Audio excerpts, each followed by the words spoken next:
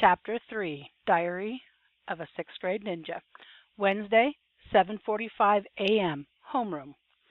Buchanan School had started sixth graders on a schedule similar to middle school, so the transfer in the next year wouldn't be as shocking. It was cool because we were the only kids that had this type of schedule in the school. I guess every day was going to start with a 15-minute homeroom where we'd all gather our things together and take attendance. Another cool thing about it was no assigned seating. Students were allowed to sit wherever they wanted. I was the last in the room, just before the bell rang. "Cutting it close, aren't you?" Zoe asked as she unzipped her backpack. It was a bright red with speckled straps.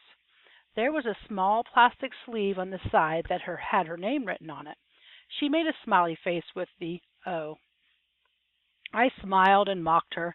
"You're cutting it close." "That doesn't even make sense," she replied. "Think about it for a minute." "And it will," I said. Zoe's eyes darted back and forth, and the gears in her head clearly cranked.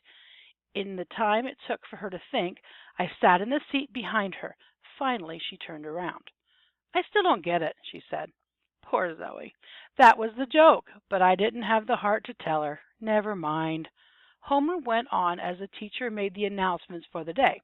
I zoned out watching the clock as the sound of their voice trailed over my head, speaking about football tryouts, the school lunch menu, and dumb things that didn't concern me. Something about the food drive and how it was only the third day of school and a quarter of the way to our goal. I should probably find that thing the school mailed to my house. As I envisioned the teacher's words floating over my head, I started to see myself floating there as well. I drifted over the other students, free from this horrible place called school, and then I flipped my body over and saw the clouds over my head. They were white and fluffy like marshmallows. I positioned my legs to point at the floor and zoomed. "Hey," Zoe's voice said, interrupting my awesome daydream.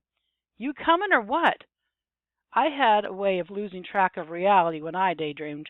If I were in a job interview, I'd probably try to hide that fact when they asked about my weaknesses and also my allergy to bees. ADHD and bees are my weaknesses. Zoe was standing over my desk waiting for me. The other students had already left the room. Man, I must have been completely out of it. Sorry. I stood from my desk and watched a folded sheet of paper fall to the floor. Someone had wedged it under my forearm when I wasn't paying attention. "A secret admirer?" Zoe asked. "Already? Chase, you move too quickly for your own good." I gestured to my scrawny body. "What girl wouldn't want this?" Zoe laughed. It made me feel better. "What's it say?" Zoe asked. I unfolded the sheet of paper and read the writing.